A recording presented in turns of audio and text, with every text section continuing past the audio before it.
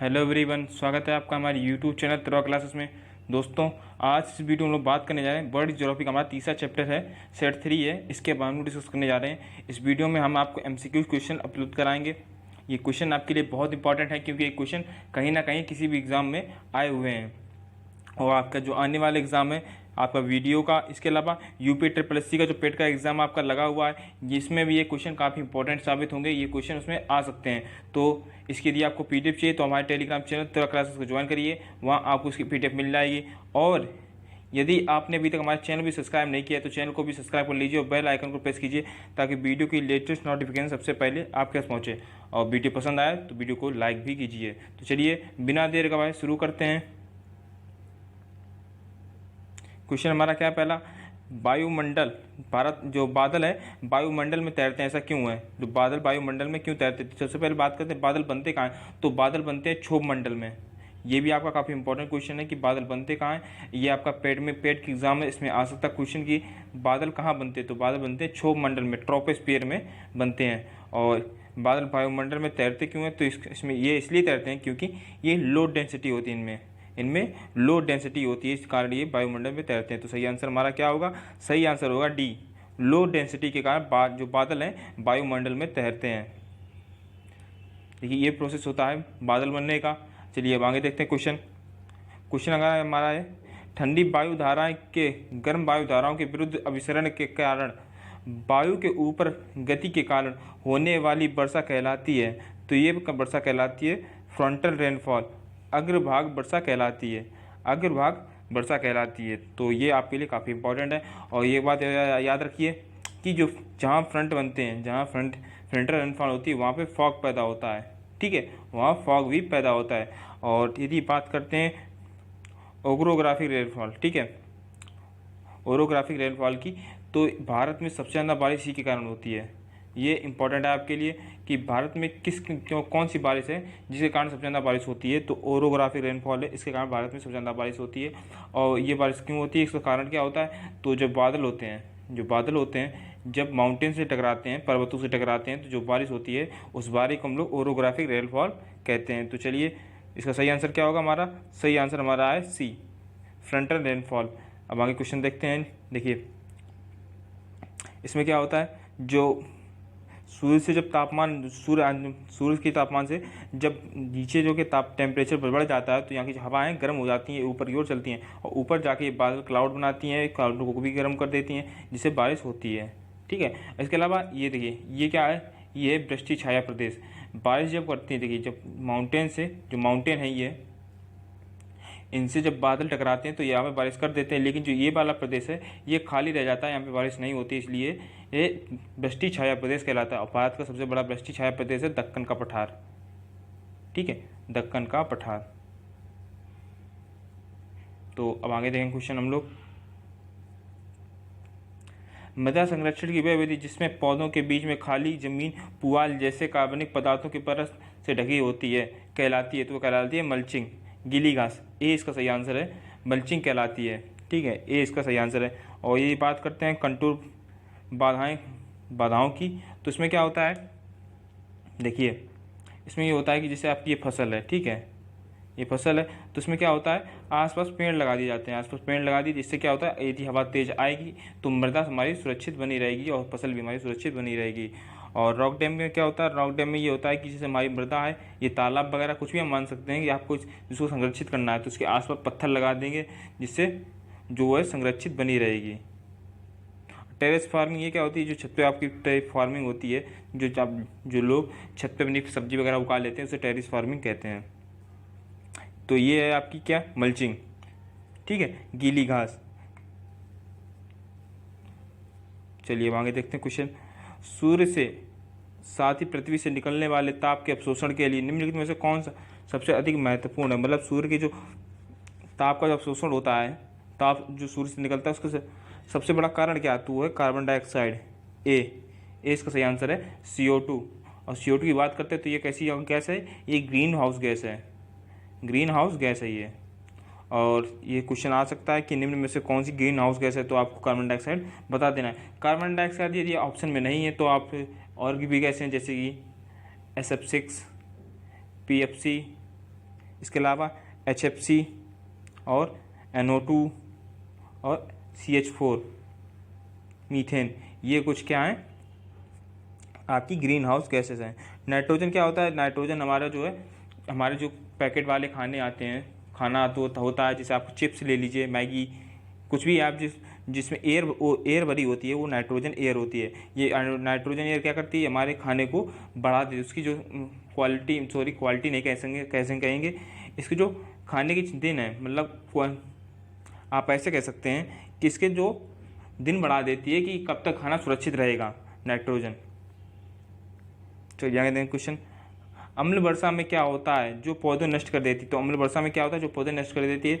तो अम्ल वर्षा किससे बनी होती है? तो या तो ये बनेगी SO2 प्लस NO2, इसका मिश्रण होगा, या फिर एक और बारिश होती है इसमें से H2SO4 और HNO2, ठीक है, HNO2। तो सही आंसर क्या होगा हमारा? डी इसका सही आंसर, सल्फ्यूरिक एसिड H2SO4। ये होता है, इसके कारण जो है हमारे पौधे नष्ट हो जाते हैं जब अम्ल वर्षा होती है। अगले का क्वेश्चन, ITCZ का पूर्ण रूप क्या है? तो इसका पूर्ण रूप है इंटर ट्रॉपिकल कन्वर्जेंस जोन।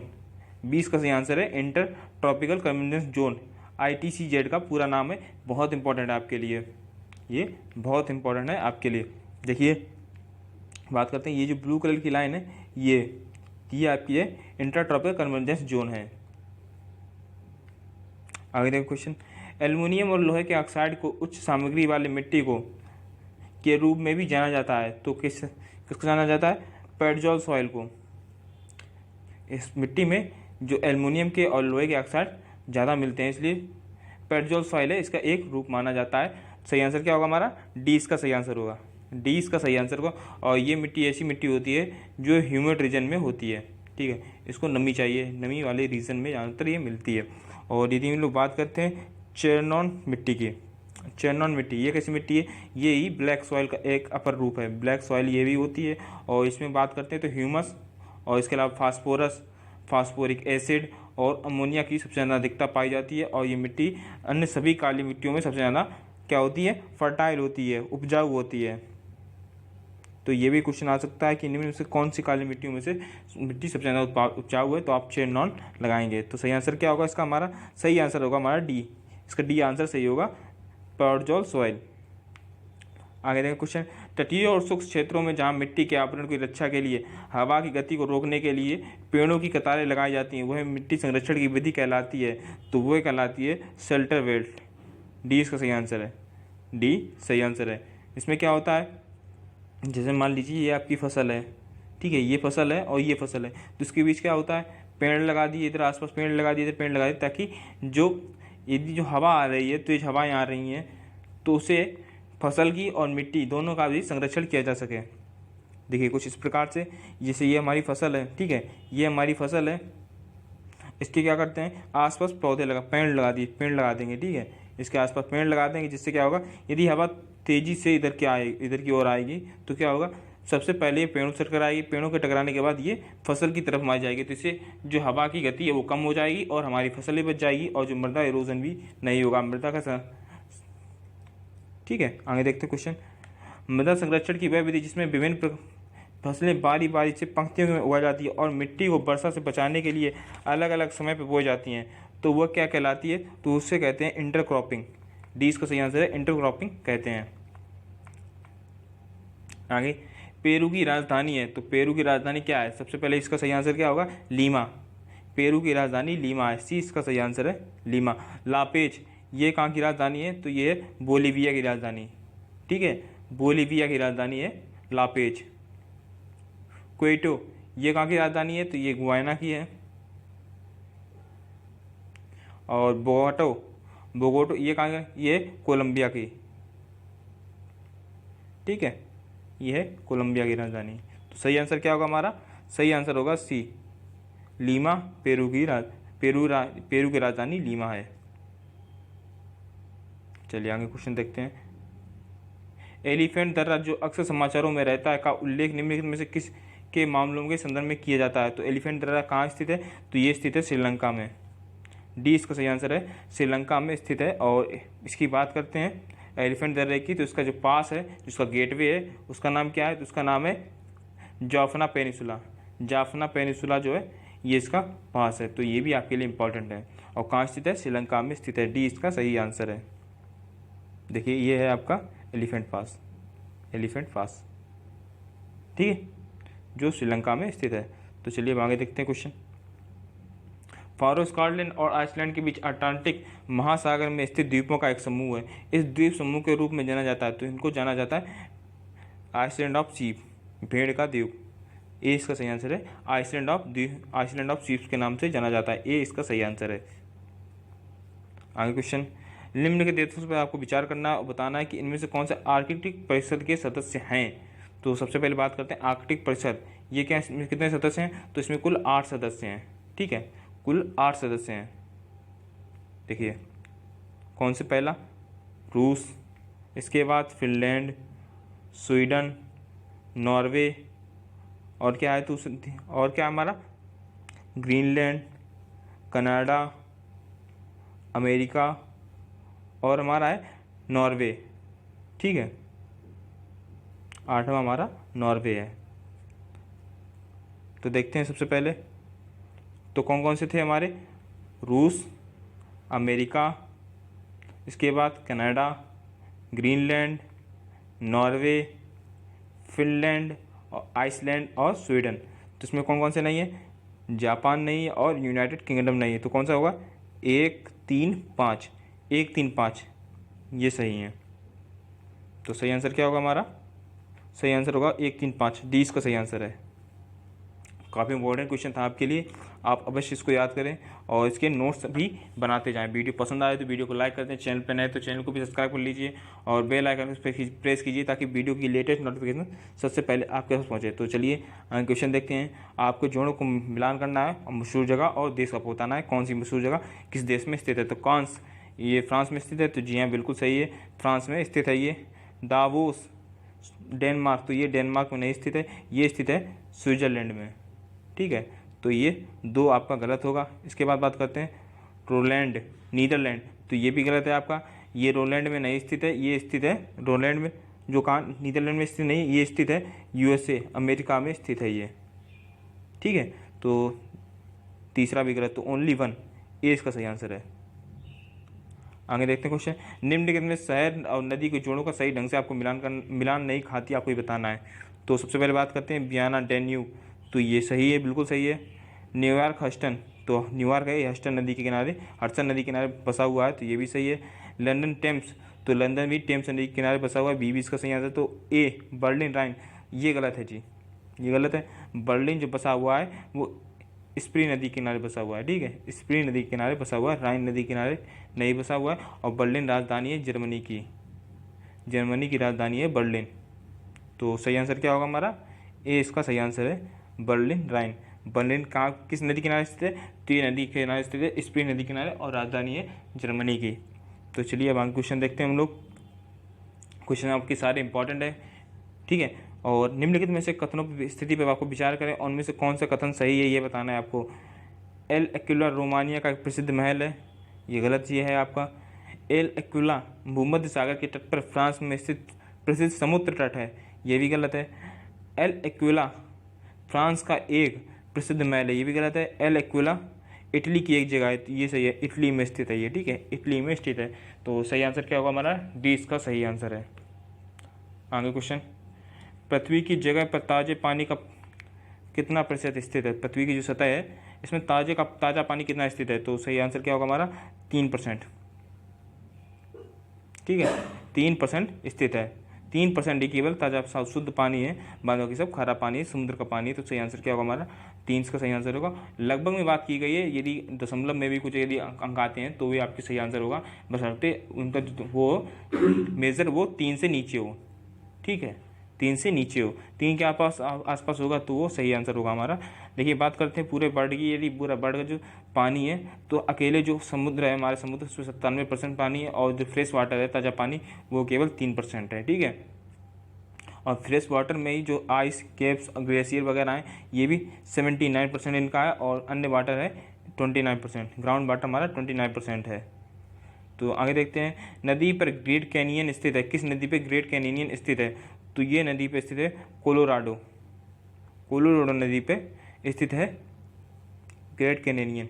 देखिए ये है ग्रेट कैनियन, ये। और बात करते हैं मिसिसिपी नदी की। तो मिसिसिपी नदी जो है ये कैसी नदी है? ये डेल्टा बनाती है, वर्ल्ड फेमस डेल्टा, जिसका नाम है bird food delta, world food delta. ठीक है, तो ये आपके लिए इंपॉर्टेंट है। ओहियो ये कहाँ पे स्थित है? ये कौन सी कहाँ पे नदी पे स्थित है? ये यूएसए नदी, यूएसए में स्थित है। ठीक है, ये नदी यूएसए में है। और बात करते हैं कोलंबिया, तो ये नॉर्थ अमेरिका में। ठीक है, नॉर्थ अमेरिका में स्थित है ये नदी, और ये लॉन्गेस्ट रिवर है नॉर्थ अमेरिका की। सबसे लंबी नदियों में से एक है कोलंबिया की, और ये रॉकी पर्वत के पास से निकलती है। ठीक है, तो ये है आपकी मिसिसिपी नदी। ठीक है, ये मिसिसिपी नदी है, मिसिसिपी नदी जो कोलंबिया नदी है जो नॉर्थ अमेरिका की सबसे बड़ी नदियों में से एक है। आगे देखते हैं क्वेश्चन। ये आपकी मिसिसिपी ही नदी थी। ठीक है, मिसिसिपी ही नदी थी, गलती के लिए माफ़ी चाहूँगा। हाँ, अभिकथन और कारण आपको बताना है कौन सा सही है कौन सा गलत। तो देखते हैं, नदी प्रणाली अपनी घाटियों को लगभग उसी दर से कटौती करना जारी रख सकती है जैसे उत्थान, और इसलिए अपने सामान्य पैटर्न और दिशा को बनाए रखता है। तो ये कथन आपका सही है। आगे बात करते हैं, एक पूर्ववर्ती जल निकासी प्रणाली के मामले में नदी को पृथ्वी की गति के परिणाम स्वरूप भूमि के उत्थान और तह की अवधि को पहले ही कहा जाता है। तो ये भी सही है, अभिकथन भी सही है, कारण भी सही है, लेकिन जो अभिकथन है, ये जो कारण है, इसका सही मेल नहीं खाता है। ठीक है, कथन दोनों सही है, लेकिन जो आप यदि रिलेट करेंगे तो कारण जो है वो अभिकथन से गलत है। तो सही आंसर क्या होगा हमारा? 20 का सही आंसर है। कारण सही है, लेकिन जो उसका अभिकथन है वो गलत है। चलिए यहाँ क्वेश्चन देखते हैं। एशिया की सबसे बड़ी नदी कौन सी है? तो इनमें से एशिया की सबसे बड़ी नदी है यांगसी नदी। 20 का सही आंसर है। ये चीन में स्थित है, चीन में बहती है ये यांगसी नदी, एशिया की सबसे बड़ी नदी है। और यदि हम लोग बात करते हैं सिंधु नदी की, तो सिंधु नदी क्या है? ये मानसरोवर लेक के पास से निकलती है, मानसरोवर झील है, इसके पास से निकलती है। और इसकी जो ट्रिब्यूटरी है ये काफ़ी इंपॉर्टेंट है, इसकी सारी नदियाँ। ये क्वेश्चन काफ़ी ज़्यादा पूछा जाता है, कई बार एग्जाम में पूछा गया है। आप ग्रुप डी से ग्रुप ए के एग्ज़ाम तक ले लीजिए, ये इसके सिक्वेंस से ही पूछे जाते हैं, बहुत इंपॉर्टेंट क्वेश्चन है। तो मैं बता रहा हूँ, नॉर्थ से साउथ की ओर इसकी ट्रिब्यूटरी, इसकी सारी नदियाँ। तो सबसे पहले इसको मिलती है झेलम, इसके बाद चिनाब, चिनाब के बाद रावी, रावी के बाद ब्यास, और ब्यास के बाद सतलज मिलती है। ठीक है, देखिए इसमें एक डिस्प्यूट हुआ था भारत और पाकिस्तान के बीच। ठीक है, इंडिया और पाकिस्तान के बीच एक डिस्प्यूट हुआ था, जिसमें नदियाँ आई, ये बांट दी गई। तो इंडिया के खाते में कौन कौन सी नदियाँ आई थी? तो इसके में आई थी रावी, इसके बाद आई थी ब्यास और सतलज। इन 3 नदियों पे भारत का अधिकार है। और पाकिस्तान पे कौन सी नदियों का अधिकार है?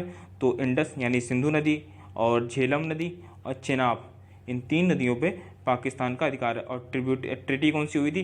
तो हुई थी Indus water treaty, Indus water treaty हुई थी। और यदि बात करते हैं होंगो नदी की, होंगो नदी ये कैसी नदी है?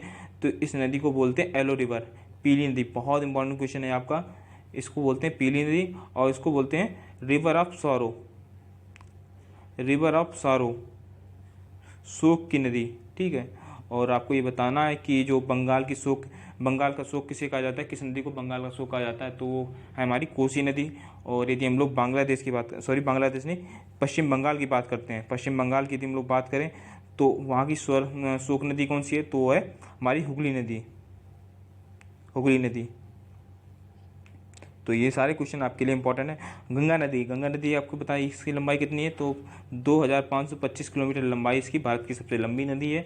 और देवप्रयाग से ये निकलती है। ठीक है, देवप्रयाग में जब भागीरथी और किसका, अलकनंदा का संगम होता है, तो वहाँ पे गंगा नदी का निर्माण होता है। तो ये है आपकी यांगसी नदी। ठीक है, और ये देखिए, ये इसकी जो सहायक नदियाँ हैं, ये इतनी इंपॉर्टेंट नहीं है, लेकिन आप याद कर लें तो ज़्यादा बेहतर होगा, कभी कभी ये भी एग्जाम में पूछ देते हैं। तो चलिए आगे क्वेश्चन देखते हैं। निम्नलिखित में से कौन सा शहर पोटोमैक नदी के किनारे स्थित है? तो ये शहर स्थित है कौन सा? वाशिंगटन डीसी, डी इसका सही आंसर है। वाशिंगटन डीसी पोटोमैक नदी के किनारे स्थित है। सही आंसर क्या होगा हमारा? डी इसका सही आंसर होगा। बर्लिन किस नदी के किनारे स्थित है? तो ये मैंने पिछले क्वेश्चन में डिस्कस कर चुका हूँ। किस नदी के किनारे स्थित है? स्प्री नदी के किनारे, ठीक है, स्प्री नदी के किनारे ये स्थित है।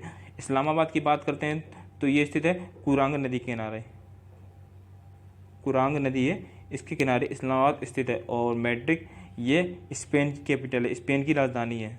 मैड्रिड स्पेन की राजधानी है। चलिए आगे देखते हैं क्वेश्चन।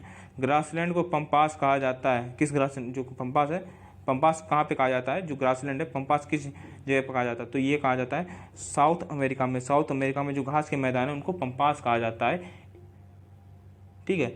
सही आंसर क्या होगा हमारा? South America. और यदि बात करते हैं किसकी, इसमें कुछ और आता है जैसे प्रेरी, प्रेरी ये कहाँ पे, ये जो घास के मैदान है कहाँ पे कहाँ पे बोले जाते हैं? नॉर्थ अमेरिका में, नॉर्थ अमेरिका में, ठीक है। और बेल्ड ये कहाँ पे हैं? तो ये स्थित है साउथ अमेरिका में, ये भी साउथ अमेरिका में पाए जाते हैं। स्टेपी ये कहाँ है? ये एशिया में पाए जाते हैं। और सवाना अफ्रीका में। तो ये आपके लिए काफ़ी इंपॉर्टेंट है, ठीक है। देखिए इससे समझते हैं। पंपास ये कहाँ है? साउथ अमेरिका में।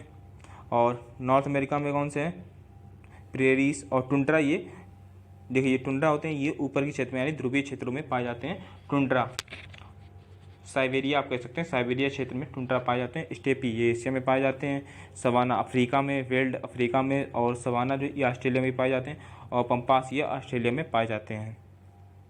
चलिए आगे देखते हैं क्वेश्चन। पर्णपाती पेड़ हैं, तो पर्णपाती पेड़ वो पेड़ होते हैं जो हर साल अपने पत्ते खो देते हैं। हर साल अपने पत्ते खो देते हैं, वो पर्णपाती पेड़ यानी पर्णपाती वृक्ष कहलाते हैं। सी इसका सही आंसर क्या होगा? बी इसका सही आंसर होगा। आओ बात करते हैं इसमें। तो जैसे आप उदाहरण के तौर पर आप शीशम ले सकते हैं, ठीक है। शीशम एक पर्णपाती वृक्ष है। आगे देखते हैं क्वेश्चन।